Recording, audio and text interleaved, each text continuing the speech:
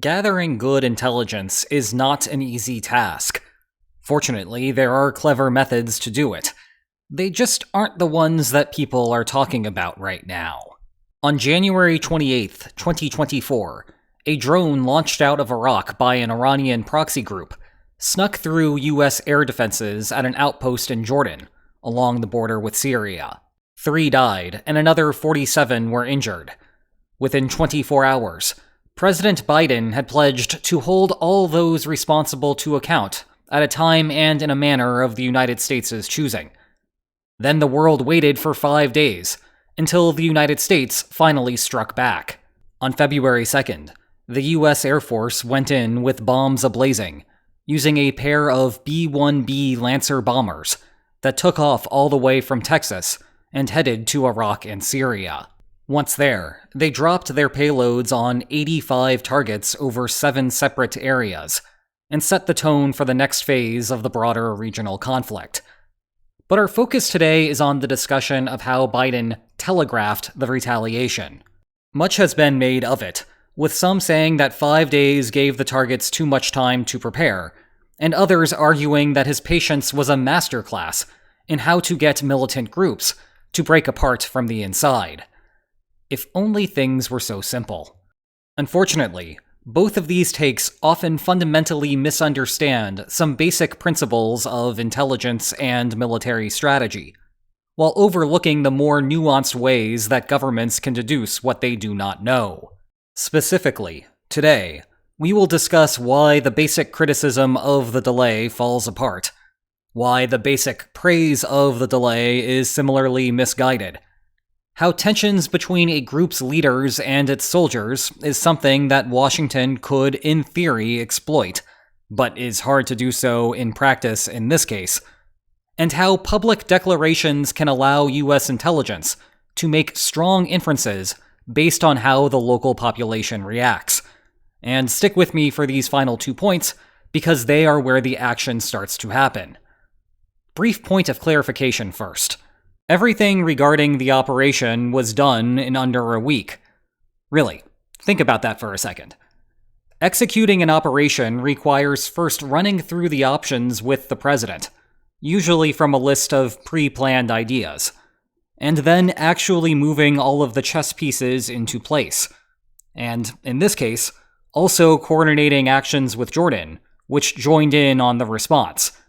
So 5 days? That actually isn't that much of a delay. But that aside, we begin with the poor logic of the criticism. The argument here is that the United States military benefits from the element of surprise. By going to the press and alerting the world that the United States would respond, the surprise factor vanished.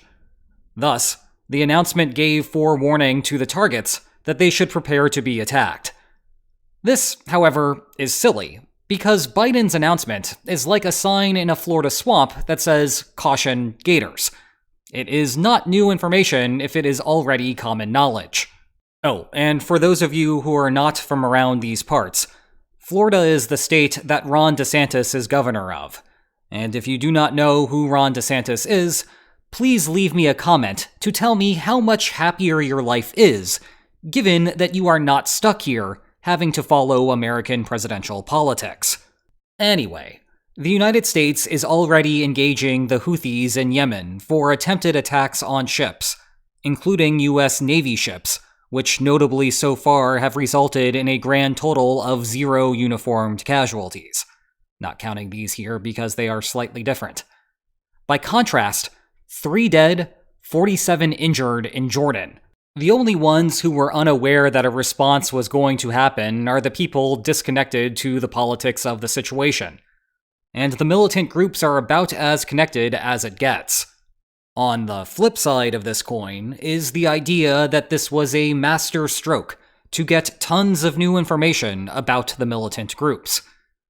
The logic here is that the president announces a forthcoming retaliation. The groups panic that their bases are about to be hit, and then they begin to chatter and thereby provide endless signals intelligence to the United States. And then they start to move all of their stuff, and thereby provide endless intelligence from satellite photos. 2 major problems with this argument. First, for anyone paying attention to the situation, and again, I think the militant groups qualify as such individuals, US strikes have already been happening for months. Seriously, even just diving into the recent history, we have October 27th, November 8th, November 12th, November 21st, hold up, gotta clean this, then we have November 22nd, December 4th, December 26th, January 4th, January 23rd, and in case you were wondering, yeah, the group responsible for the attack over in Jordan was the target of some of these earlier reprisals. They knew what was going on. In other words, to whatever extent there was a need to move things around, this was already happening before any announcement from the White House. Put differently, everything is already priced in. The conflict market already knew what was happening, and the news is only really informing us filthy casuals. It is like when a blazing hot job report comes in, and you check the stock market, and are baffled to find out that it has barely budged from the morning bell. The market already suspected that the report would be good. Nothing new was really learned. All of the gains had accrued earlier. It is the same idea here, but with more violence. The only slight caveat to this is that the drone attack was more successful than perhaps they had anticipated.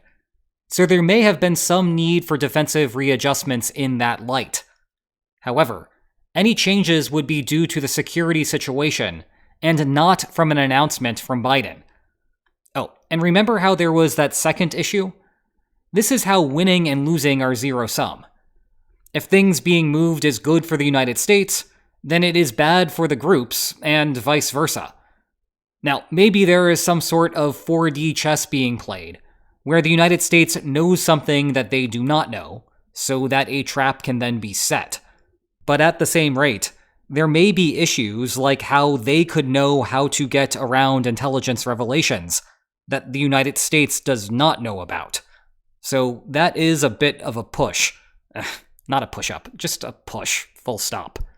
Anyway, this is where things start getting interesting.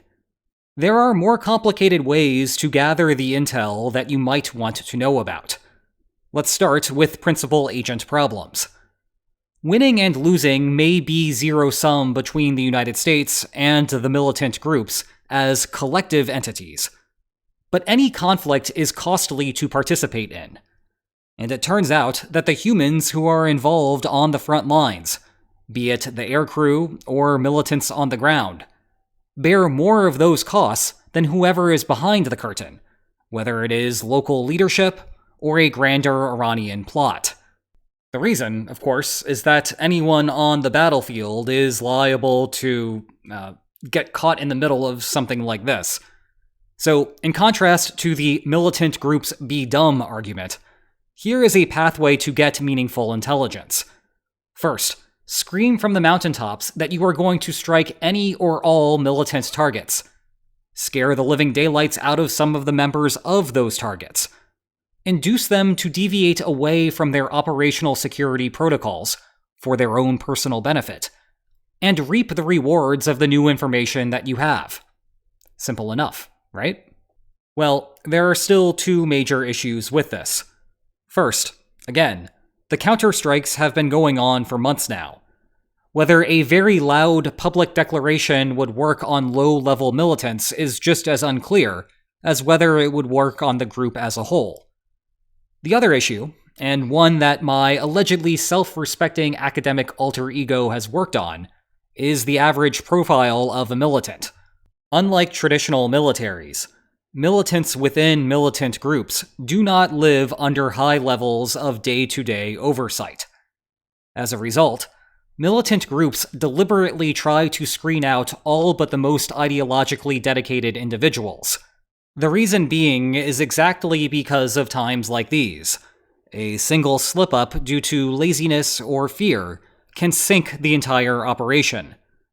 Thus, it is not out of the question that the United States gleaned some information through this mechanism, but I personally would not have banked on it. Oh, and side note, the whole Russian prisoner mercenary thing is basically this same argument, but in reverse. Those troops have eyes on them the entire time, so it does not matter much what their ideological commitment is. They refuse orders at their own peril. But if in-group betrayal won't work, there is a final option: civilians. A little bit of Militant Group 101. Militants need local help to get by. Yes, the bullets get all of the attention. It is war's version of the squeaky wheel gets the media following. But militants need civilian support for things like shelter and gathering provisions. And at an even more basic level, the militants need the locals to keep quiet about what is happening around them. This often means that a government knows that a civilian knows what the militant group knows, which may very well include backbreaking secrets. The problem is eliciting truthful information. Human intelligence has always been the key to countering militant groups. So, here is a new strategy. Make it publicly known that there is about to be a major response. Those civilians actually learn something here, because they are not necessarily following the day-to-day situation, like the main combatants are. Now, the United States does not know where all of the militants are located, but the civilians do not know which installations the United States knows of and which the US does not, or the civilians simply do not care about giving up secrets.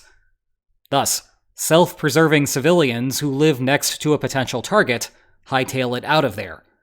The United States observes those departures and uses them to inform intelligence assessments. It works much better this time. And, as an added bonus, now there are fewer civilians around who might wind up as collateral damage. Did that actually happen here? If it did, don't expect anyone in the US government to be bragging about it. But indeed, prior to the bombing run, there were reports of the aforementioned civilian evacuations. If you want to learn more about the broader conflict in the Middle East, check out this playlist on the topic. And if you enjoyed this video, please like, share, and subscribe, and I will see you next time. Take care.